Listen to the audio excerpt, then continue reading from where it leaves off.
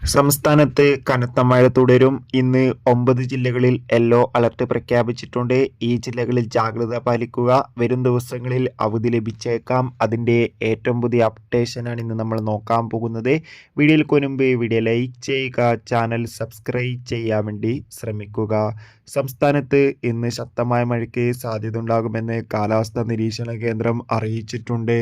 കോട്ടയം, പത്തനംതിട്ട, എറണാകുളം, കാസർഗോഡ്, കോഴിക്കോട്, വയനാട് ജില്ലകളിലൊക്കെ മഴയുടെ ശക്തി ഇന്നും കൂടുകയായിരുന്നു ഉണ്ടായിരുന്നത്. ഈ ജില്ലകളിലൊക്കെ നിലവിൽ യെല്ലോ, ഓറഞ്ച് അലർട്ടാണ് പ്രഖ്യാപിച്ചിട്ടുള്ളത്. അതോടുകൂടി തന്നെ വരും ദിവസവും ശക്തമായ മഴയ്ക്ക് സാധ്യതയുണ്ടാകുമെന്ന് ഇപ്പോൾ കാലാവസ്ഥാ നിരീക്ഷണ കേന്ദ്രം അറിയിച്ചിട്ടുണ്ട്.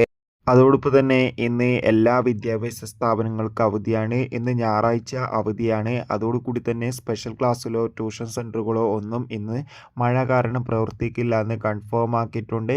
മഴയുടെ ശക്തി നാളെയും കൂടുമെന്ന് അറിയാൻ വേണ്ടി സാധിച്ചിട്ടുണ്ട്. അങ്ങനെയാണെങ്കിൽ നാളെ പല ജില്ലകൾക്കും അവധി ലഭിച്ചേക്കും.